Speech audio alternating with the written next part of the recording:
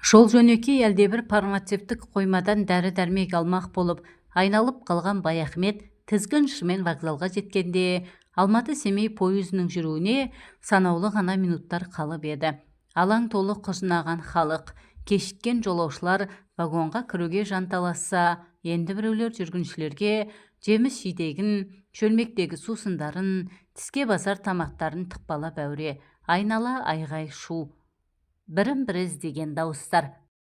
Баяхмет 7-ші вагонды зорға тауып, билетте көрсетілген 15-ші орынға жайғасты да, өзін аттандыра келген баласы Саятпен асығыс қоштаса бастады. Ал балам, енді бөгелме, пойыз қозғалып кетсе үлгермей қалып жүрерсің, деді түр-тұлғасы өзінен айнымайтын сұңғақ бойлы аққұба бозбаланы құшағына тартып. Үлгермесем бірінші Алматыдан түспеймін бе, деді жас жігіт, әке қасында әлі де қала тұрғысы келіп. Қой, артық жүрістің керегіне, айтар тілегім пәле жаладан аулақ жүр. Көрдің ғой, бұл заманда адамға сенудің қиын екенін. Санатбек пен келімге сәлем айт. Маған енді алаңдама көке, маңдайымызға тиді ғой, енді ешкімге жем бола қоймаспыз. Саят кінәлі адамдай қипақтап, көзін төмен түсірді. Сөйт балам, қызметіңе мұқият бол. Саят Баяхметтің кенжесі, көңілі құрғыр қоңылтақтап тұрса да, зейіл әке сыр алдырмай, баласын есік көзіне дейін ұзатып салды. Айтқанындай-ақ көп күттірмей пойыз да орнынан қозғалып кетті. Бейне көшенің бір қапталы жылжып бара жатқандай, жылжыған бұлар емес, қарсыдағы ғимараттар, құжынаған халық сейіліпті. Әр тұстан қош-қош айтып, қол сермеген жұрт. Саят та кете қоймаған екен. Терезеге төнген әкесіне бірдеңелерді айтып, жанаса жүріп келеді. Баяхмет есік терезесі жарқыраған тәуір вагонға тап келіпті. Тек бір таңғалғаны купеде өзінен басқа адам жоқ. Жүргіншілер қайшыласып жатқан мынандай жаз мезгілінде орынның бос болуы мүмкін бе? Кеше Санатбек бар беделін салып жүріп бір билетті броньмен әрең алған. Әлде мұның серіктестері бірінші Алматыда күтіп тұр ма екен? Жолаушылар пойызы екі вокзалдың арасында тым ағындап кетпей, баяу жылжып келеді. Жол бойы қалың орман, бетон қабырғалы қойма складтар, ара-тұра тал теректер арасынан ақшаңқан үйлер қылаң береді. Құдауанда бәрі көңілге байланысты екен ғой. Осыдан 15 күн бұрын осы жолмен қалаға кіргенде, мына көріністер сұрқы қашқан қиқы-жиқы тым жүдеу күйде шалынып еді. Енді қараса, соның бәрін өңденіп, құлпырып кетіпті. Онда Баяхметтің көңілі күптеді. Биыл оқу бітірген кенжесі Саят істі боп жатыр дегенді естіп, жанын қойырға жер таппай келе жатқан. Енді міне, бәле жылы артта қалып, шошыған жүрек орнына түсті. Саяты ағарып, бостандыққа шықты. Құдайдың мұнысына да мыңда бір тәубе. Пойыз бірінші вокзалға келіп тоқтаған. Осында 15 минуттай аялдады. Баяхмет перронға шығып темекі тұтатты. Манағы көрген ештеңе емес. Жолаушылардың нағыз нөпірі осында екен. Көпшілігі сауда-саттық жасайтын әйелдер, олардың жүктерін тасып, мал тауып жүрген жүкшілер. Жұмыссыз қалған жігіттерге бұл да бір нәпақа болса керек. Ауыр тендермен теңкиген алабажақ қаптарды иықтарына салған жүкшілер бірінен бірі өзіп жанталасып жүр. Анандай ауыр жүкпен ішке кіру де оңай болмас. Негізінен саудагерлерге арналған артқы вагондардың маңы айғай-шу, опыр-топыр. Баяхмет темекісін тартып болып, ішке кіргені сол еді. Алабажақ қап көтерген жүкшілердің бір-екеуі мұның купесіне де келіп жаттау. Әлгілер иықтарын артқан зілмауыр жүкті үстіңгі полкаға шығара салып, іле-шала сондай қаптың тағы екі-үшеуін көтеріп келді. Аузы үзбелі, түйенің беліндей 4-5 қап үстіңгі екі сөреге зорға сыйды. Баяхмет бұл sıra жүк тиейтін купе болды ғой деп таңданып отырған. Дәл осы кезде қолында зілдей сумкасы бар әйел кірді ішке. Жасы 40-қа іліне қоймаған, орта бойлы, қолаң шашын дөңгелете қиған аққұба келіншек. Өзі мына пойызға кеп машақатпен зорға жетсе керек, ақша жүзі албырап, танау қатып алқынып тұр. Жүк иесі осы әйел сияқты, самайларынан 6 айрық тер аққан жүкшілер бірдеме дәметкендей соның бетіне жалтақтап қарай береді. Олардың не күтіп тұрғанын әйелде түсінді, білем. Топ-толық омырауының қобыланып біткен тұсынан екі саусағын жүгіртті де жігіттерге 100 теңгеден ақша ұстатты. Мынауыңыз аз ғой апай, деді жүкшілердің бірі өкпелеген балаша бұртиып. Өздері бұрыннан таныс па қалай? Әйел өзімсінген үнмен, жүгірмектер ай, сендерге де қанағат болса шыма бөліп алыңдар деп тағы 100 теңге қосты. Рахмет апай, енді қашан келесіз? Айдың аяғына таман күтіңдер. Жігіттер қоштасып шығып кетті. Бос орынға ух деп тізе бүккен әйел қарсы бетте отырған Баяхметті енді байқады. Көтек іштек кісі бар екен ғой деп сасып қалып, кешіріңіз, қарбаласта байқамай қалыппын. Қасымдағы екінші адам кім болар екен деп қобалжып келіп едім, жақсы болды ғой. Несі жақсы? Баяхмет салқын жымиды. Сізге серік болғанымды айтам да, былай сенімді кісі көрінесіз. Сенімді екенімді қайдан білдіңіз? Қойыңыз жаға, кісіні қорқытпай. Оқыған инабатты адам екеніңіз түріңізден көрініп тұр ғой. Келіншек соны айтып сықылықтап күлді. Күлгенде қарақат көздерінен ұшқын шашып, екі бетінің ұшы шұқырайып, тіпті сүйкімді боп кетеді екен. Көп күлетіні де содан болса керек. Танысып қоялық, менің атым Биғаным деп қолын ұсынды. Алақаны ұлпадай, саусақтары нәзік екен. Менің ныспым Баяхмет. Қайда бара жатырсыз аға? Семейге. Онда үй жолдас екенбіз. Мен сізден 2 сағат бері шардан түсемін. Қаланың өзінде тұрасыз ба? Қаланың қасы Жаңа Семей ауданында, деді Баяхмет. Осынша жүкті қалай алып келесің, қарындасым-ау? Қайтеміз? Күнкөрістің қамы, саудадан басқа кәсіп қалды ма қазір? Өстіп базардан базарға шапқылап жүргеніміз. Ініміздің жаны тыныш екен. Сізді жүгіртіп қойып жатқаны қалай? Бір сәт әйелдің жүзі нарау тартып, бір мұңды көлеңке жүгіріп өтті. Сол ініңіз болмай тұр ғой аға, ол тірі болса мұндай күйге түсер ме едім. Күйеуімді осыдан 3 жыл бұрын біреулер пышақ салып өлтіріп кеткен. Кешір айналайын. Баяхмет ыңғайсызданып қалды. Білмеген уыш еді. Сіз сияқты сұлу келіншек сыңар болмас деп ой ғой менікі. Бұл кезде пойыз орнынан қозғалып та кеткен.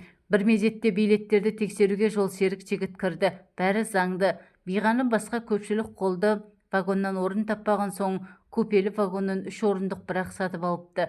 Қазір уақыт дегенің ақша. Мұнда босқа қамалғанша бір күнде болса ертерек жетіп алған жақсы. Көршісі өз жайын осылай түсіндірді де, бауырым, бүгін мен әбден шаршап өлейін деп келдім. Бізге тезірек төсеніш әкеліп берші, деді жолсерік жігітке. Көрші әйел алаңсыз киім ауыстырып жайғасып алсын деген оймен Баяхмет тамбурға шығып кеткен. Сол жақта асықпай темекі тартып, біраздан соң қайтып оралса, Биғаным төсегін салып жатып қалыпты. Үстіне ақжайма жамылып, бетін ірге жаққа бұрып, бір қырынан жатыр.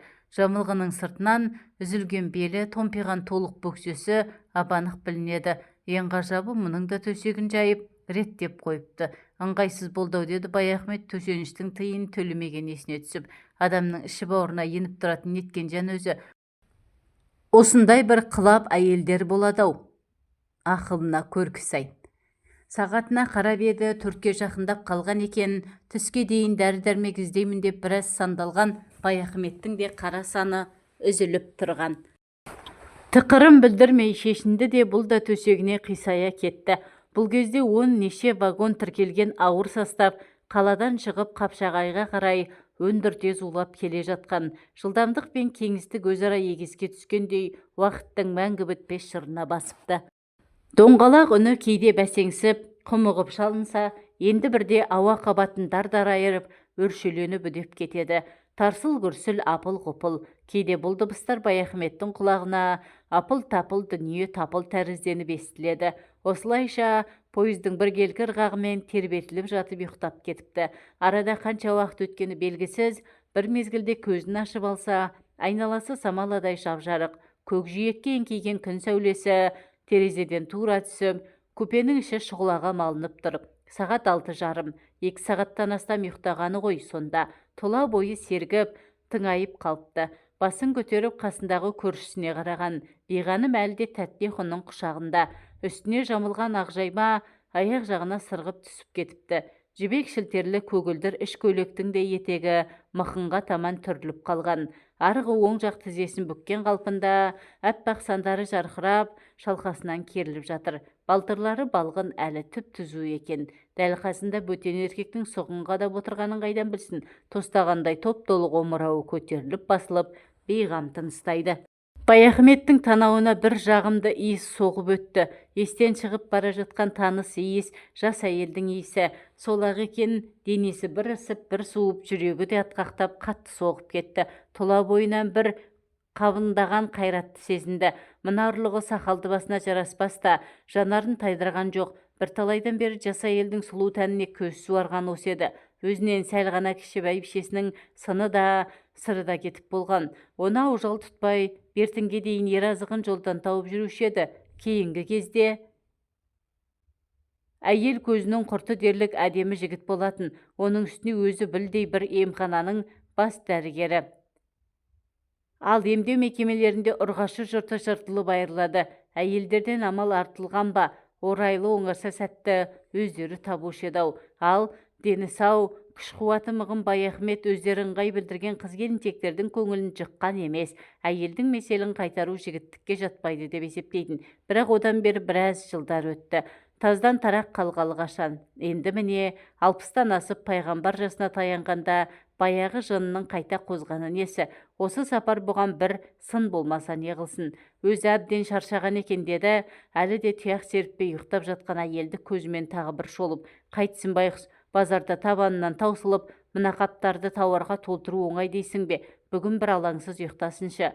Сол оймен орамал сабынын тіс жуғышын алып, тықырын білдірмей дәлізге шығып кеткен. Бұл асықпай жуынып шайынып қайта оралғанда биғаным әлі тұрмапты. Есіктің сырт етіп жабылған дыбысынан оянды. Басында қайда жатқанын түсіне алмай төңірегіне таңырқай қарады да кенет өзінің ашық-шашық қалғанын аңғарып, аяқ жағындағы ақ жаймаға жармасты. Кешіріңіз аға, күн қапырық болған соң жеңіл-желпі жата кетіп едім, деді өңі өрттей алаулап. Уақасы жоқ, мен дәрігермін ғой. Дәрігерге ештеңе таңсық емес. Баяхмет теріс айналып мән бермеген сыңай танытты. Сілем қатып шаршағандікі ғой. Өлген адамша қатып қалыппын. Сағат қанша болды ата? 7-ге 5 минут қалды. Масқара, ұйқының сазайын берген екенбіз. Өзіңіз дем алдыңыз ба ата? Мен де біраз көз шырымын алдым. Сонан соң сіздің ұйқыңызды күзетіп отырдым. Ұят-ай, сіздің алдыңызда ашық-шашық, естіген құлақта, көрген көзде жазық жоқ. Егер мен суретші болсам ұйқыда қару деген полотно салар едім. Қойыңызшы ата, шынымен ақ қарап отырдыңыз ба? Биғаным сүйкімін арттыра сыңғырлай күлді. Ендеше сол айыбым үшін сізге шай демдеп берейін. Дәл осы мезетте пойыз Сарыөзекке келіп тоқтаған. Бұлардың вагоны жол жиегінде үйіріліп жатқан қауын қарбыздың тұсына дәл келіпті.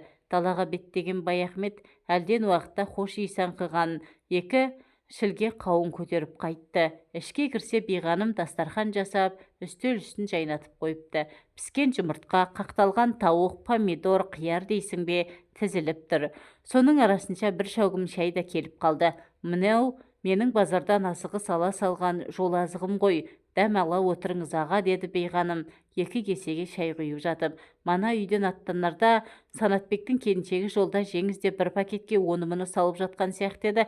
Баяхмет те соған қол созды. Қойдың ойынды еті, кесілмеген ортан жілігімен, бір жақ сүбесі, семіз белдемесі, көкөніс, жеміс жидек. Ең соңында қолы қаттылау бір нәрсеге тиіп еді. Газетке оралған бір шөлмек Қазақстан коньяк екен. Әй, менің осы келінімді жөн біледі, деп Баяхмет дауыстап жіберді.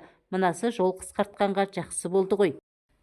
Бұлар әртүрлі дәмнен ала отырып тез шүйіркелесіп кетті. Биғаным жол жүруге ысылған ашық әйел екен. Коньякты қалыспай ішіп, әңгіменің де отын маздатып отыр. Күйеуі өлгелі бір әулетте бас көтерер адам өзі екен. Қолында ата енесі, 3 баласы бар. Балалардың алды студент, арты мектепте. Кезінде сауда техникумын бітірген. Біраз жыл райпода бухгалтер болған. Қазір ол кеңселер таратылды. Енді жеке саудамен күн көрмеске амал жоқ. Ата енесін алма-кезек дүкенге отырғызып, өзі осылай үлкен қалалардан тауар тасымалдап жүргені. Таяу отырып дәм бөліскендіктен бе, әлде басқа бір себебі бар ма? Араларында көзге көрінбейтін бір жіптің байланғаны анық.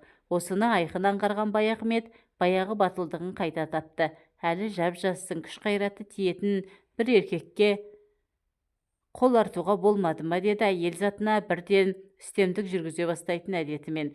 Қайдағы жап-жас, 40-қа келгенде соңында тіркемесі бар біз сияқтыларды кім алады? Биғаным мұңая тіл қатты. Бұл күнде отбасына сүйеу болатын жөні түзу еркек қалды ма? Тепсе темір үзетін небір жігіттер әйелдеріне масыл болып үйінде жұмыссыз отыр. Бұл да бір өтпелі кезең шығар. Заман бұл қалыпта тұрмас, деді Баяхмет жылдам сырғып қалып жатқан боз жусанды далаға терезеден көз жіберіп. Өзіңіз жай қыдырып жүрсіз бе аға? Жоға, қыдырыс қалды ғой қазір. Балалардың тауқыметі де баяғы. Кенже ұлым биыл ғана оқу бітіріп еді. Сол бала аяғасынан сотталып кете жаздағаны қалайша?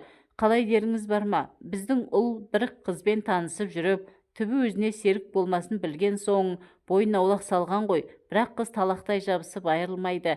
Ақыры ырыққа көнбесін біліп, өш алуға бекінеді. Туған күнін сылтауратып пәтеріне қонаққа шақырады да, мені зорлады деп полицияға хабарлайды. Ой сұмдық-ай, сонда араларында бірдеңе болып бекен, деді биғаным әйелге тән әуестікпен. Болған, бірақ ерікті түрде.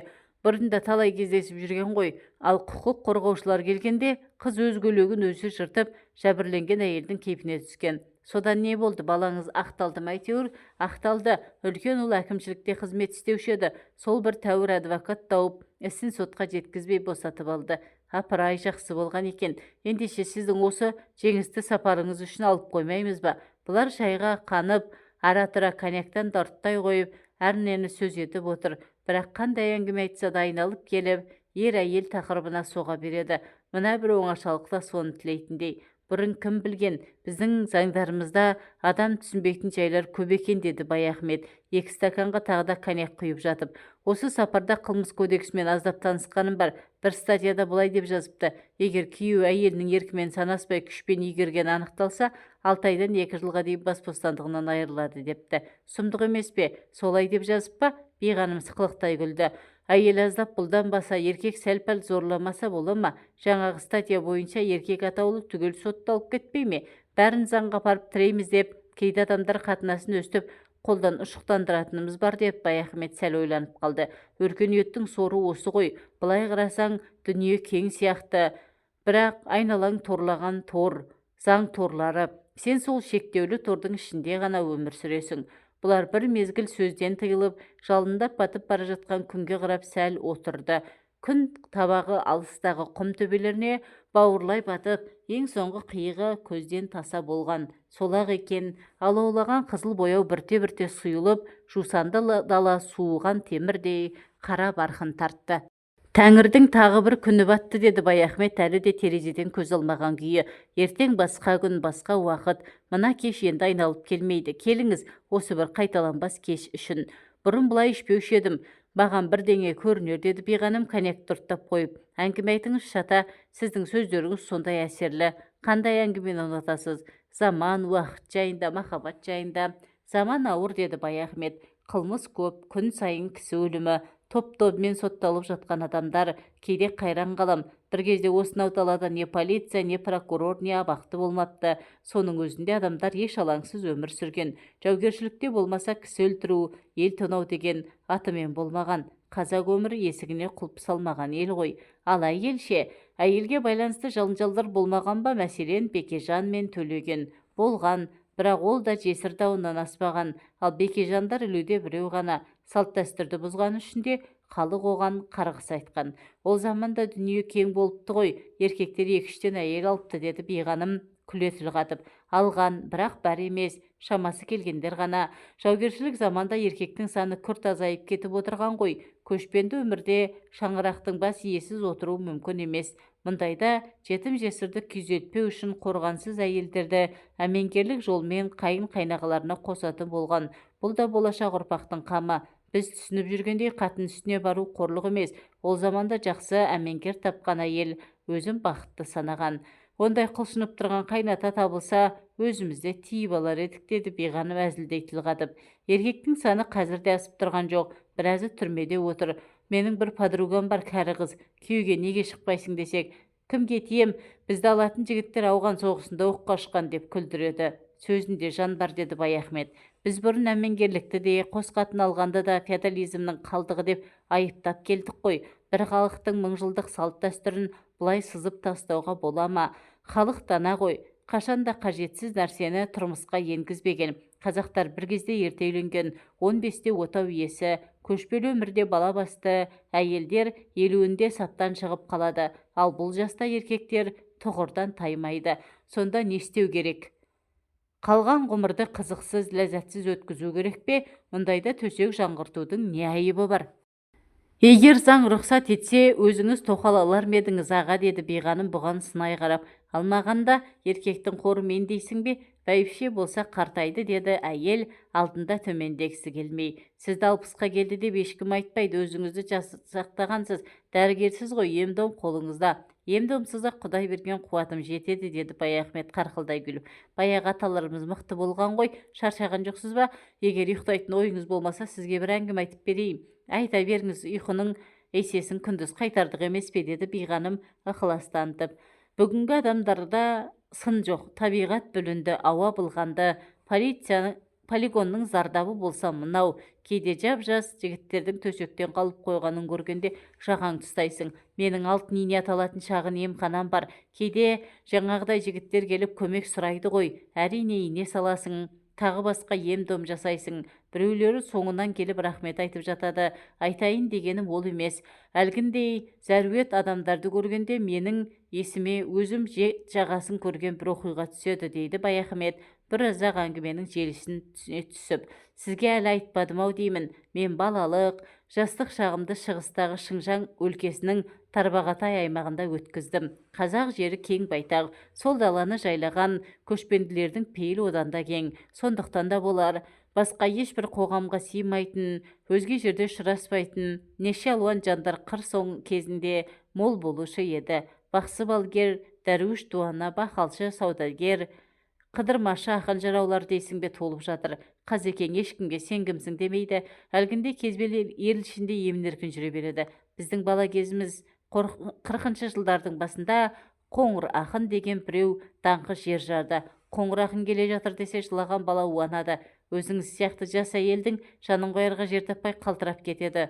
Үлкендер жолы мал құлағы саңырау, сол бәленің атын айтпаңдар деп ұрсып тастайды. Соншама құмыржық көрінген Қоңыр ақын кім дейсіз ғой? Ұры-қары емес, керуен тонап кісі өлтіргенде жер жоқ. Ел аралаған көп көзбенің бірі. Өзі 30-шы жылдарда осы жақтан ауып барыпты. Сүйегі бай жігіт ішінде жұмық деседі. Бала кезімде бірер мәрте көргенім бар. Жас 30-дың ішінде енділінген, ұзын бойлы, ер тұлғалы, қарашыл жігіт еді. Көрген жерін думанға толтыратын әнші, домбырашылығы тағы бар. Шын аты Қоңырбай екен. Жұрт әлгіндей өнеріне қарап Қоңыр ақын атап кеткен. Сол Қоңыр ақынның бір ғана ел затына ұстамсыз болды. Өзі тәуір ұрғашы көрсе болғаны, көзі тұнып еркінен айырылып қалады. Оған сәл қоға беріс жері болса жетіп жатыр. Бірден шабуылға өтеді. Не ғажап, оған әйелдер де көп қарсыласпайды екен. Әлде гипнозы бар ма, кім білсін, көзіне көзі түссе болғаны өздері-ақ бейімделіп жантая беретін көрінеді. Ол жүрген ауылда бұлақтан су ала барған, тезек тере шыққан жас әйелдер беттеріне қан жүгіріп бусанып қайтатын әдет тауыпты. Ондайлар және ешкімге жылап бармайды, шағымды айтпайды. Қоңыр ақынды кезіктірген Тәңірге дән риза. Тек бір жаманы өз күйеулерін біразға дейін менсінбей қалатын болса керек. Қоңыр ақын талай рет қылмыс үстінде қолға түсіп, ашынған ауыл адамдар енді оны ұлыққа тапсырмақ болып байлап тастағанда, әйелдер түнде ұрланып барып босатып жібереді екен. Жалпы әйелдер дәтіне берік, кісі қадірін білетін жұрт қой. Баяхмет әңгіменің осы тұсына келгенде өз сөзінің әсерін байқау үшін көршісіне көз қиығын тастаған. Биғаным өзге дүниені ұмытып, алған ұзына қатып қалған екен. Содан кейін не болды аға, деді тағы тағаты таусылып. Қоңыр ақын осылайша әйелдердің қолдауымен ел ішінде емін-еркін жүріп жатты. Ұлығы, заң-законы бар, қала маңына жоламай көбінше Толы, Дөрбілжің, Шағантоғай секілді шалғай аудандарда жүреді. Жас әйелдер жұрт көзінше ұялғансып, ойбай құрсын деп беттерін басқанмен іштей тілектес болып, аты шыққан жігітті бір көруге құмар еді.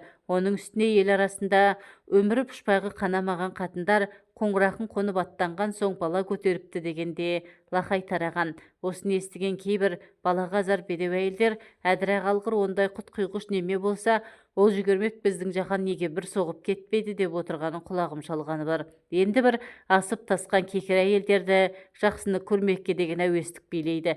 Керей ішінде бір төренің ерке тоқалы сол немені әркімдер ақ көкке көтере мақтайды, өзінің әуселесін көретін екен депті бір отырыста. Ол да шау тартқан шалына көңілі толмай, желігі басылмай жүрген әйелдің сырттаны болса керек. Бұл әңгіме Қоңыр ақынның да құлағына жетіп бір күні бай жол жүріп кеткенде әлгі ауылға әдейі келіп қоныпты. Екі мықты оңаша үйде армансыз айқасады ғой баяғы. Ертеңінде төсектен тұра алмай қалған тоқал сырласа абысындарына: бұрын байға тидік деп босқа мәз болып жүріппіз ғой, несін айтасың? Еркектің не екенін бүгін көрдім. Мың болғыр қамау терімді бір алып құрыс-тұрысымды жазып кетті. Көптен ұйқымнан қанғаны осы шығар деген екен. Осындай сөздерден кейін азаматтың абыройы аспандамай тұра ма? Баяхмет әңгімесін қайта жалғады. Бір ғажап әйелдер ғана емес, еркектер де қоңыр ақынға тым жауығып кетпейтін. Қызғаныш, іштарлықтан гөрі қызығу, бағалау басым еді. Мәселен, біздің Қазекең қорадағы қойын қырып кетсе де қасқырды еш уақытта жамандамайды ғой. Қайта дала серісіне сырттай сүйсініп мойындап отырады. Мынау да соған ұқсас бірдеңе. Әлде бөрік кигеннің намысы бірдей ме? Жігіттер қоңыр ақын туралы сөйлегенде сөз әлпеттерінен әлде бір мақтаныш, мадақ сарын естіліп тұратын. Өйткені бөрік кигендер сонау ада-батадан бері ақ жаулықтылардан жеңіліп келе жатыр ғой. Енді міне араларынан бір қайтпас қаһарман шығып кеткен, еселерін қайтарғанына сүйсінетін тәрізді. Оның үстіне біздің қазақ қызғанышқа тым бой алдырмаған халық қой. Махаббатқа ойнап күлуге жол ашық. Бұл жағынан біз француздарға өте жақынбыз. Әуезовтің Абай жолы романын оқыған боларсыз. Романда Құнанбайдың жас тоқалын Нұрғаным күйеуінің көзіне көрнеу шөп салады. Соны біле тұрып бір ұлыстың уысында ұстаған Құнанбайдай шонжар тоқалына көлденең тұра алмайды. Әуезов мұны ойдан емес өмірден алғанына күмән жоқ. Осы Дон Жуан дегенде француздардан шықпады ма? Соны мадақтаған қаншама драма жырдастандар бар, деді Бейғаным сөзге араласып. Дон Жуан испан жұртынан, оның бұлай даңқты болатыны батыста елдердің ықыласына бөлену қол жетпес арман. Ал қоңыр ақын сол Дон Жуанның одан гөрі жабайылау ежелгі түрі, бойына төтенше күш дарыған дала көкжалы феномен. Ол шын шабыты келгенде қатарынан 3-4 әйелге түсе береді екен. Кейде еріккен мырзалар өзара бәстесіп, оны талай сынап көрген. Ол туралы әңгіме көп. Қоңыр ақынның желке тұсында аттың жалақ жауырына шыққан жүндей бір уыс ақ шаш болушы еді. Сөйтсек, оның мәнісі бұлай болған екен. Бірде қоңыр ақын Тойоттоға жан таппай зарығып келе жатып, бір сайда саяқ отырған жалғыз үйге түседі. Үйде енесі мен келіні ғана болса керек. Кемпір сырттағы жер шақпасында құрт қайнатып отырады. Төрде отырған қонақ келіншегі ұсынған қымызды бірақ сіміреді де, босағаны тыстала берем дегенде білегінен шап береді ғой баяғы. Әрине көп қарсылық болмайды. Бір мезгілде ошақ басындағы кемпір әлдебір оқшау дыбыстардан секем алып, ішке кірсе, жаңағы қонақ келіншекті жәукемдеп жатыр дейді. Келіннің кегі оңай бола ма? Бірден ажыратуға ұмтылған, жалма-жал керегеделулі тұрған қыл шылбырды жігіттің мойнына салып жіберіп шірене тартқан екен. Қонақ онысын шыбын шаққан құрлы көрмейді, жұмысын жалғастыра беріпті. Ал келіні қарсыласып бұлқынудың орнына апатай болар іс болды ғой, шыдай тұрыңызшы деп жалынатын көрінеді. Соны көрген енесі, ай мына неменің көңі кеуіп қалған ба деп далаға жүгіре шығып, біреу жауыздық құртты жігіттің желкесіне құйып жіберіпті. Ең ғажабы, қоңыр ақын сонда да құшағын жазбаған, бірақ желке шашы қолма-қол жидіп түссе керек. Есерліктен қалған бір белгі осы дейді екен мәнісін сұрағандарға. Қоңыр ақынның мұндай жолға қалай түскені жайында түрлі болжамдар айтылады, деді Баяхмет алдындағы шайдан ұрттап қойып. Біреулер оны ес ауысқан әумесер жынды десе, енді біреулер ауысқан ештеңесі жоқ дені сау. Ол тегінде бір байдың мырзасы екен. Арғы беттен ауып келген соң әйелі бұдан айнып басқа біреумен қашып кетіпті. Содан ұрғашы жұртында өші бар. Кемінде 1000 әйелдің етегін ашпасам, ит болайын деп серт ұстапты десетін. Ол меженің қашан толарын кім білсін. Білетіндердің айтуынша есеп 200-ден енді ғана асса керек. Анандай күйеуді тастап кетіп жүрген ол қатынды оңбайды екен, деді Бейғаным қарадай алқынып. Ақыры не болды ата? 40-шы жылдардың ортасында сол қоңыр ақын 3-түгелі ғайып болды, деді Баяхмет. Тағы да әртүрлі қауесет тараған. Асырттағы зәйімкелердің бірінде бір ұйғырдың жас әйеліне шапқан екен, күйеу үстінен түсіп балтамен шауып өлтіріпті десті біреулер. Бұған жұрт онша илана қоймады. Бұл екінші дүниежүзілік соғыс жүріп жатқан кез болатын. Осының алдында қоңыр ақын арғы бетте еркектер кіндік түгел соғысқа кетіп, ауылда тек қатын қалаш қана қалыпты. Елге қайтпасам болмас деп жүреді екен. Соған қарағанда туған жеріне қайтып кетуі де ғажап емес. Бұл жақта ондай адам сыймайды да ғой. Сорлы жігіт итжеккенге айдалып кетті ме кім білсін. Бұл кезде қас қарайып сағат 11-ге жақындап қалған. Баяхмет мана келген қауынның бір тіліп, бұлар енді соны жеп отырғанда: сіз дәрігерсіз ғой, қоңыр ақынның бойындағы жойқын қуатты қалай түсіндіресіз, деді Бейғаным әлі де жаңағы әңгіменің әсерінен айыға алмай. Баяхмет бұған сәл ойланып барып жауап берді. Жалпы ол уақыт табиғаттың әлі бүлінбей таза тұрған кезі ғой. Адамдар қазірден әлдеқайда қуат, деді. Ал қоңыр ақынға келсек, адам организмінде кейде осындай патологиялық ауытқулар болады. Бұл да соның бір нышаны шығар сірә. Биғаным үстел үстін ретке келтіріп тамақ қалдықтарын жинастырып жатқанда Баяхмет дәлізге шығып кеткен. Сол маңда тоқ басып темекі тартып ұзақ аялдады. Шығыстан топ толық ай көтеріліп келеді екен. Тамыздың 15 жаңасы болар. Көптен бері мұндай толық айды көріп тұрғаны осы. Жарықтық ай бүгін толған айдың түні екен-ау деді іштей тебіреніп. Аяқ астынан бойға желік бітуі осы айдың әсері емес пе екен. Ай толғанда оның тарту теңізі көтеріледі. Адам көңілі деген не оны қасында. Тұла бойына ай сәулесі себезденіп сіңіп жатқандай бір рахат күйге бөленіп, ол терезенің алдында ұзақ тұрды. Баяхмет купеге қайта оралғанда Биғаным төсегін салып жатып қалыпты. Күндізгіде көрінгендей ақ жайманың астында керіліп жатыр, бірақ ұйықтамаған айдан ағылық. Бұл да өз орнына келіп қисайды. Шам сөнген, алайда толған айдың кешінде дала жап-жарық, терезеден алагөğüm сәуле түсіп тұр. Ұйқы келер емес. Бойында алабұртқан бір қызу бар. Дәл қасында ақ сазандай келіншек. Қайтпек керек. Әдеп сақтап, осылай мәдениетті түрде жата бермек пе? Биғаным не ойлап жатыр екен? Бұдан бір белгі күте ме, әлде үмітсіз бе? Қалай болғанда да сыр тартып көру керек. Биғаным, ұйықтап қалдыңыз ба деді бұл әлден уақытта шыдай алмай. Көршісі ояу екен. Ұйқы қашты ғой, менің есімнен жаңағы қоңыр ақын шығар емес деді әйел күле тіл қатып. Қайдағы әңгімені айтып, кісінің ұйқысын бұздыңыз ғой аға. Мен де ұйықтай алар емеспін. Неге? Ай толған түндерде осылай елегізетін әдетім бар. Оның үстіне қарыс жерде айдай толықсып сен жатырсың. Қызды ауылдың итін үргізуге құмар көшпенделдің баласы едім. Бір белгі бермесем, еркек басыма мін болады деп екіұдай күй кешудемін. Ой аға, қандай қызықсыз өзіңіз деді. Биғаным сылқ-сылқ күлді. Арамыз бір-ақ қадам жер, үйтіп басыңызды қатырғанша бері қарай аттай салмайсыз ба? Кейде қол жетпес армандай көрінетін нәрсенің бір ғана сөзге, батыл бір қадамға ілініп тұратыны бар-ау. Несін айтасың? Бұл бір естен кетпес кеш болды. Баяхмет ұятқа қалмай толған айдың түнін жақсы өткізді.